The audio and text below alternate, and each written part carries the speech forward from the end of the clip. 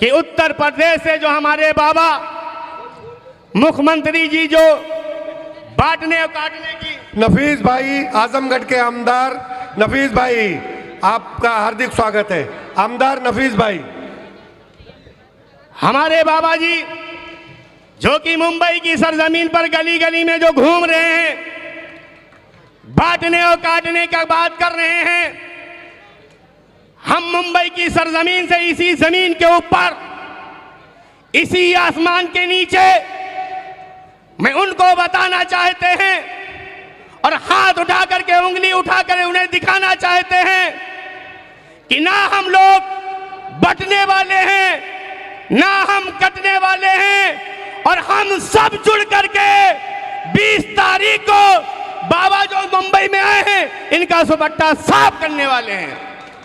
हाथ उठा के आप लोग बोलो, सुपट्टा साफ करोगे कि नहीं करोगे?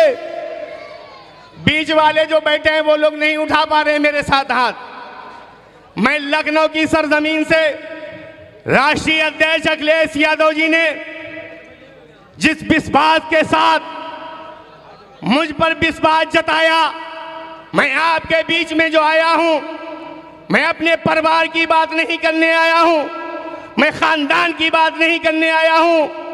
आपका लीडर, आपका नेता अबू आसिम आदमी साहब को जिताने के लिए आया हूं, उनको अपील करने के लिए आया हूं कि आने वाली तारीख को साइकिल का इतना बटन दबा देना, इतना बटन दबा देना कि साइकिल का बटन काला हो जाए और भाजपा का सुपट्टा साफ हो जाए।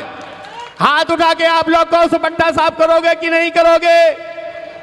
तेजी से मेरे साथ आवाज पुकार के कहो, भाजपा का सुपट्टा साफ करोगे कि नहीं करोगे? और दोनों हाथ उठाओ, ऐलान कर दो कि यहां से अगर कोई जीत सकता है, ना हम वोट काटने वालों को वोट देंगे, ना हम हारने वालों को वोट देंगे। अगर कोई जीत रहा है वो राष्ट्रीय अध्यक्ष शेर-ए-हिंद अखिलेश यादव जी का जो सिपाही है अबू आसिम आदमी साहब को जिता करके विधानसभा में भेजने का काम करेंगे। नौजवानों, आज का माहौल आप देख रहे हैं, आज का माहौल जान रहे हैं, आप अपनी निगाहों से देख रहे हो कि कल अखिलेश यादव जी, शेर-ए-हिंद अखिलेश यादव जी ही अगर हिंदुस्तान में अगर कोई मुकाबला भाजपा का कर सकता है, भाजपा को कोई गिरा सकता है, भाजपा का नेस्तो नाबूद कर सकता है, तो वो कोई और नहीं, शेर-ए-हिंद अखिलेश यादव जी कर सकते हैं। अगर आप लोग 24 में मुंबई से भाजपा को साफ कर दोगे तो 27 में शेर-ए-हिंद अखिलेश यादव जी यूपी से भाजपा को साफ कर देंगे। हाथ उठा के कहो, अखिलेश यादव जिंदाबाद। आप लोग खड़े होकर के अपने महबूब नेता के लिए नारा लगा लीजिए, कुर्सी से खड़े होकर कह दीजिए, अखिलेश यादव जिंदाबाद। और तेजी से बोलो, अखिलेश यादव जिंदाबाद, अखिलेश यादव जिंदाबाद, समाजवादी पार्टी जिंदाबाद। शेर के चेहरे चमन, शेर चुने शाद रहे, भाग भाग जाता हूं, गुलशन तेरा आबाद रहे। बहुत बढ़िया, बहुत बहुत शुक्रिया। अब मैं जुबैर खान साहब को मैं दावत दूंगा जो बलिया से चल करके अबू आसिम आदमी साहब के लिए, समाजवादी पार्टी के लिए आए हैं। जुबैर खान साहब। शुक्रिया। हमारे बीच अफजाल अंसारी खासदार जो बहुत जल्द हमारे बीच आ रहे हैं। अफजाल अंसारी साहब। शुक्रिया संचालक महोदय। आज 171 मानखुर शिवाजी नगर विधानसभा के 137 सेक्टर में एक नुक्कड़ सभा के माध्यम से आपके मानखुर्द के विधायक ही नहीं, महाराष्ट्र के विधायक ही नहीं, समाजवादी पार्टी में इकलौते ऐसे नेता हैं जो मुसलमानों की आवाज उठाते हैं। भावी उप मुख्यमंत्री महाराष्ट्र सरकार, आपको चौथी जीत की मैं बधाई दे रहा हूं। साथियों, यहां पे उत्तर प्रदेश बिहार के लोगों पे जब जब अत्याचार होता है, कोई आपके बीच दूसरा खड़ा नहीं होता है। जब जब यूपी बिहार के लोग अपने नन्हे मुन्ने छोटे बच्चों को छोड़ के काम करने आते हैं, अपने बूढ़े माँ बाप को छोड़ के आते हैं, जिस घर में वह रहते हैं, क्योंकि विगत 12 दिनों से मैं यहां भी घूम रहा हूं, जिस घर में वो लोग रहते हैं बड़ी मजबूरी में लोग यहाँ आते हैं। ऐसे लोगों पर जात के नाम पे, वोट के नाम पे जो हड़काया जाता है, जो टॉर्चर किया जाता है, ऐसे लोगों को मैं खुला चैलेंज और चेतावनी देता हूं। और खासकर जो यूपी बिहार के लोग हैं वो राण समझते होंगे, समझते हैं कि नहीं आप लोग? राण समझते हैं लोग। ये अक्सर यहाँ कोई राणे है, ये मैं खुला चैलेंज देता हूं बागी बलिया से कि यूपी बिहार के लोगों पे अगर चैलेंज करोगे तो तुम्हें महाराष्ट्र में तुम्हें राण का काम किया जाएगा, राण बनाया जाएगा, क्योंकि अब अबू आसिम साहब का कद बहुत बढ़ने वाला है। मैं वहां से चल के आया हूं, जिस बलिया से आया हूं, मेरे बलिया से 70 किलोमीटर दूर सिवान पड़ता है, बिहार। जहां सिवान पड़ता है वहां के पूर्व सांसद मोहम्मद शहाबुद्दीन के किस जालिमों ने किस तरह टॉर्चर करके उनकी हत्या कराई, इस चीज को याद रख लेना। बलिया से 90 किलोमीटर दूर गाजीपुर पड़ता है, वहां के पूर्व मंत्री, पूर्व विधायक बड़े भाई मुख्तार अंसारी साहब की हत्या कर दी जाती है। ये आपसे कुछ छुपा नहीं है। बलिया से 200 किलोमीटर दूर इलाहाबाद पड़ता है। इलाहाबाद के पूर्व सांसद, पूर्व विधायक भाई अतीक अहमद, भाई अशरफ भाई की किस तरह हत्या कर दी जाती है खुलेआम। ये देश में एक नया षड्यंत्र रचा जा रहा है।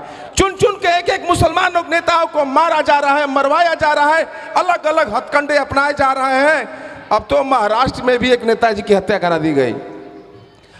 बाबा सिद्दीकी की किसने हत्या कराई, क्यों कराई, मैं इस पे नहीं जाना चाहता हूं। मैं इसलिए जाना चाहता हूं कि हमारे देश में रहनुमाई कौन करेगा।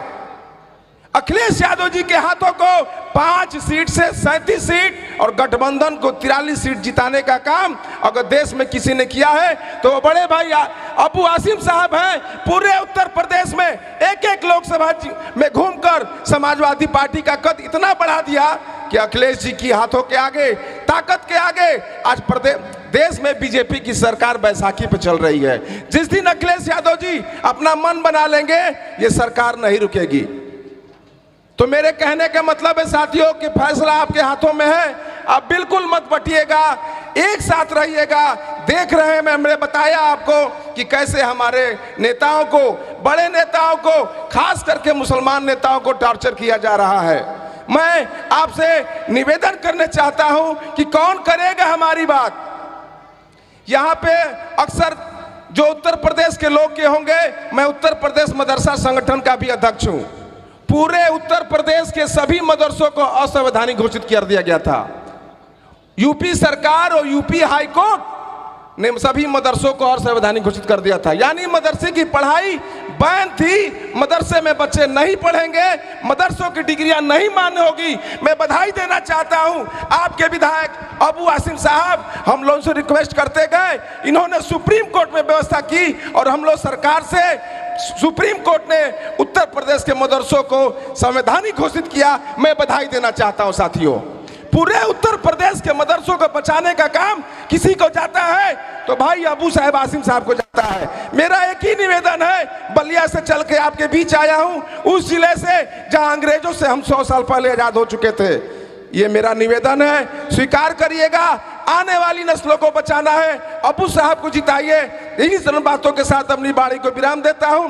जय हिंद, जय भारत, जय समाजवाद। एक जोरदार नारा चाहिए आपके बीच। मैं बोलूंगा, आवाज दो, आप लोग बोलना एक है, आवाज दो। बहुत बहुत शुक्रिया साथियों, बहुत बहुत शुक्रिया। अब मैं बेनज़ीर उमर साहिबा से बस 1 मिनट मैडम, इसलिए कि बहुत सारे हमारे मेहमान आजमगढ़ से चल कर के हमारे एमएलए नफीस साहब आए हैं, हम उनका स्वागत करते हैं। और हमारे